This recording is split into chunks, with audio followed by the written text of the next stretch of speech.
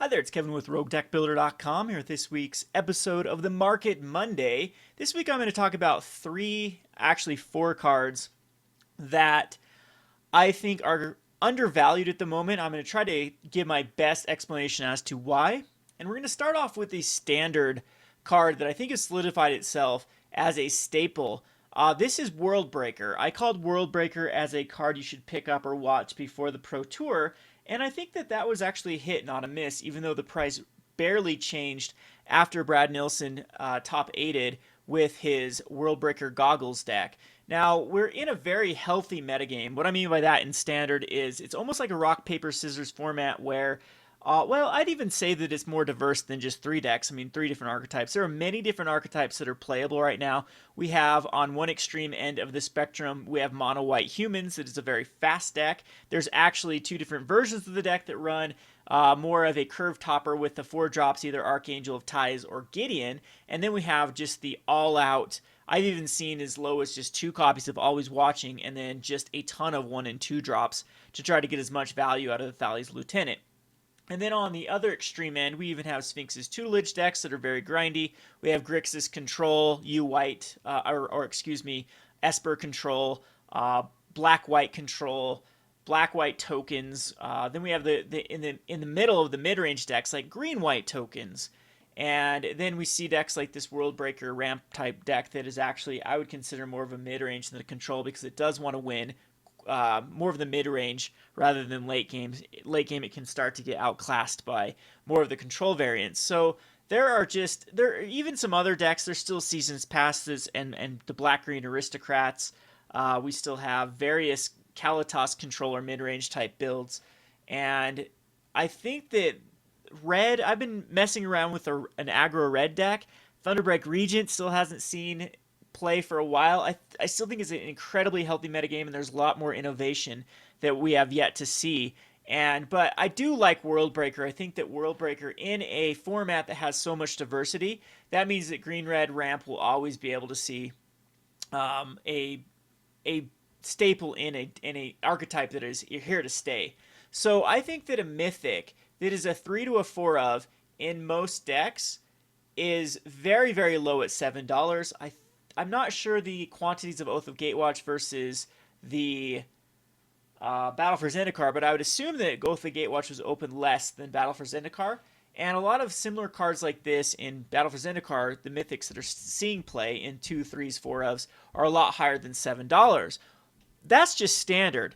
Now, I want to show you a deck that just popped up in Modern. It's Eldrazi Green for, let's see if we can find, well, the green-red Eldrazi. Yes, here we go. So in Modern, this deck has been seeing a lot more play, and there was just a mono green version of it that, okay, this is not the deck I wanted to show you. This is just going to be a sort of, what is this? Yeah, this doesn't try to ramp other than just Eldrazi Temple. So the deck that just 5-0, let's go over to the metagame here for Modern, was this green deck right here a couple days ago that is running the Eldrazi Tron, which is 4 of all of the Tron lands, and then 4 Eldrazi Temples, and then World Breaker's a 3 of, because you really want to get the World Breaker, and then, well, Conduit of Ruin, then World Breaker, then go against Ulamog, and you have the Thought-Knot Seer to sort of help you.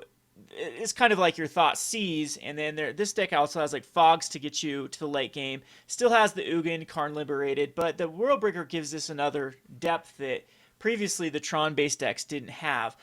This, I don't think it'd be too tough to splash for like Pyroclasm, but I think that they're just trying to use like Fog and early Disruption to try to get to the late game, rather than the Pyroclasm to try to get to the late game. And in the sideboard, there is the Oblivion Stones to help and Feed the Clan. Yeah, that's a very good one too, to gain life, to help get to the mid-range late game for Modern. So I think that World Breaker that has now solidified itself in Standard, it's not going to rotate in the next rotation, so we'll see another Pro Tour where possibly a ramped style deck could be the #1 deck. I mean, we still have 2 Pro Tours. Now they're all going to be Standard Pro Tours. We're going to see a lot more spikes.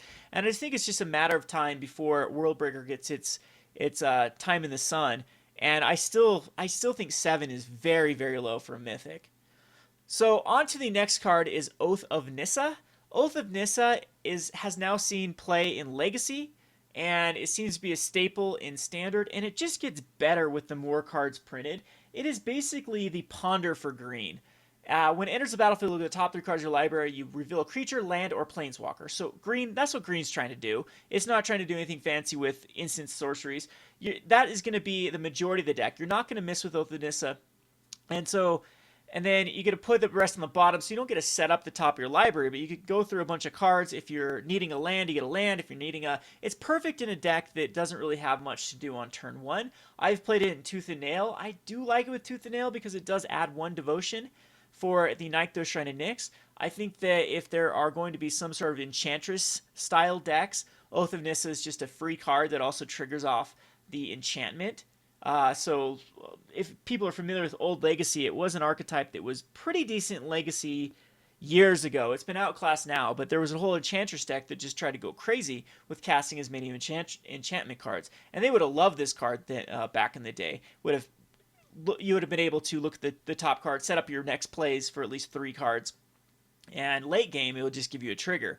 So I think that Oath of Nissa at $3, that's pretty high for a rare. I have to admit that a lot of times that rares have to see a ton of play in Standard too. We had Siege Rhino down below $3, for example, but it was printed in like a dual deck and whatnot, and that was the main reason the price of Siege Rhino went way down. But Oath of Nissa, I think, now that we can see that sees play in Legacy, you can see this Legacy deck. Modern has seen some hits in the Valakut and in the Tooth and Nail, and just it has become a huge staple in the white-green tokens. A lot of them that are running the Oath of Nissas, it just sets up their next plays, and also you can cast the Gideon a lot easier off of this particular one. Now that I clicked on it, doesn't use Oath of Nissa, but I've seen a ton of lists that do run the Oath of Nissa in the green-white tokens. All right, so on to the next one, which I think that is very low. It's one of those Modern Masters cards. Modern Masters was opened a ton. Wizards ended up releasing more supply of Modern Masters than anyone expected, and so we did see a ton of the Modern staples flatline. However, a lot of the cards that have been reprinted, like Spellskite and Fulminator Mage, a bunch of these in this Modern Masters have started to creep back up. And I think it's just a matter of time before Daybreak Coronet, the demand outstretches the supply, and we'll see Daybreak Coronet start to go back up into the $10 range. I love this card because it's one of those decks that has a specific time when it's good, but this goes in the Bogles list, and Daybreak Coronet, of course, is the pivotal. It's the whole reason you run Bogles, because it's your most powerful enchantment, especially if you can get it out as quick as turn 3. So turn number 1, you drop your creature. Turn 2, you enchant it. Turn 3, you enchant it with the Daybreak Coronet. The Bogles deck does very well against creature-based decks, and we're starting to see a very heavy creature-based deck archetype. It's good versus Zoo, it's good versus Burn. It's actually good versus Jund, and it's incredibly good versus Jeskai Control, because unlike Jund, Jeskai Control has a hard time making you sacrifice creatures the way that Liliana can really just take over the game versus the Bogles deck. That's why a lot of them try to fetch up a Dryad Arbor to protect against Liliana. So I still think it's decent versus Jund, though. They still have to draw the Liliana. If you have any more than one creature out, then Liliana becomes a lot worse, because that other creature will most likely have hexproof, so a lot of dead cards in, like, as far as Terminate and Lightning Bolts and whatnot. And it's just a few turns. After about turn number 4 or 5, you've pretty much know if you've won or lost with the Bogles deck. So you just got to stabilize against those early drops. And it is a 4 of. Bogles is starting to see a lot more play again. So you can see that it's picked back up. Within the last month here, we've had, this would be the start of the month right here. So after the Eldrazi winter, we've seen a lot of top 8 finishes and 5-0 finishes with the Bogles deck.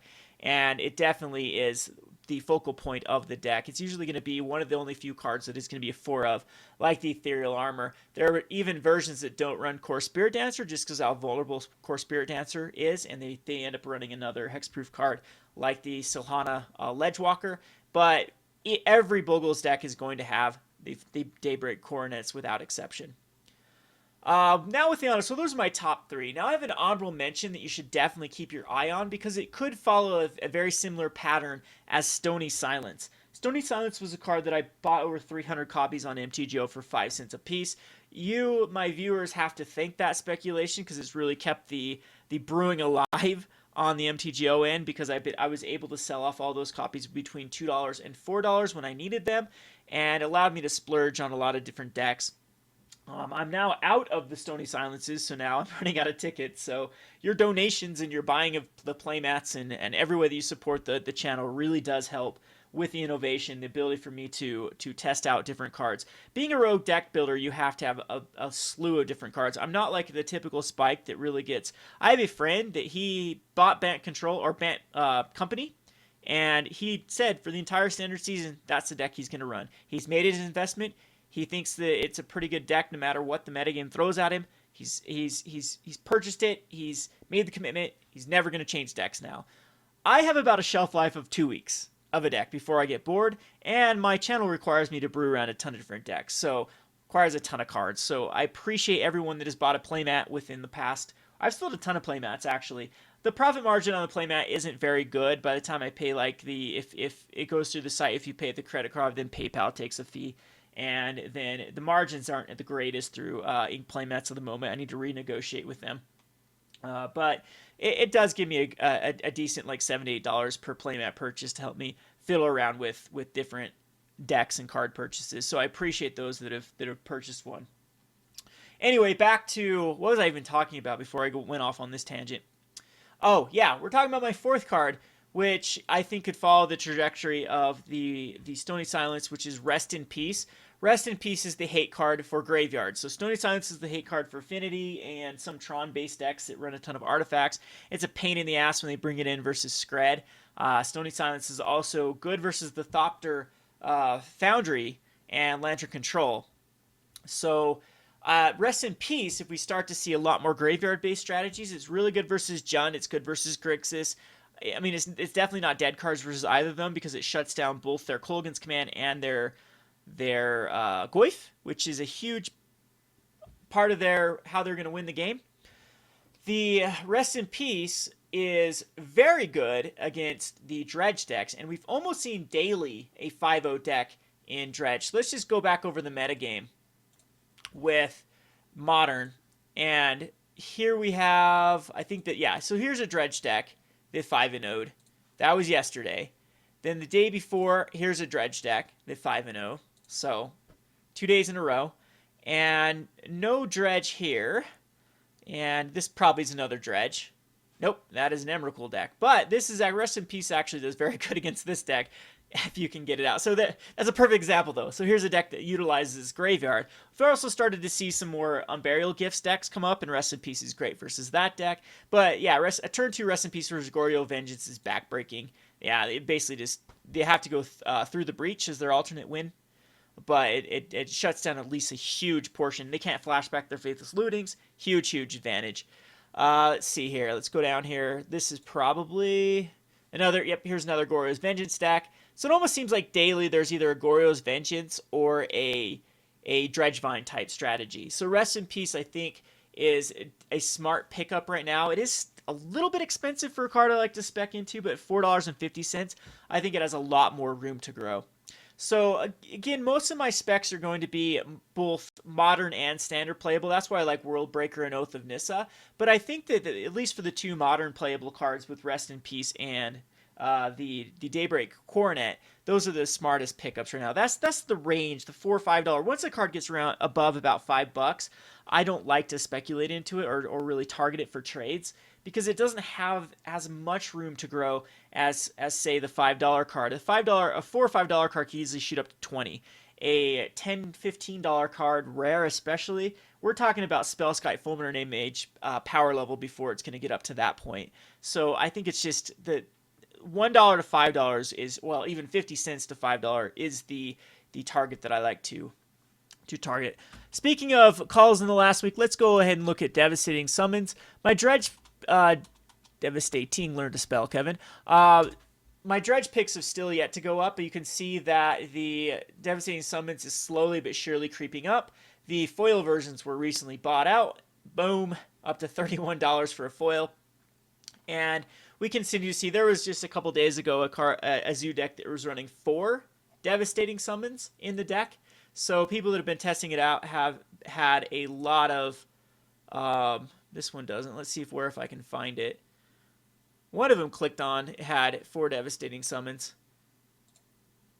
in the list. I'll have to find that deck again, but a lot of the zoo decks like it. A bunch of people either love it or hate it. I am in the category that if you're running Experiment 1, it's so good to hit a devastating summons and sometimes even you double evolve your Experiment 1 up to a 3/3.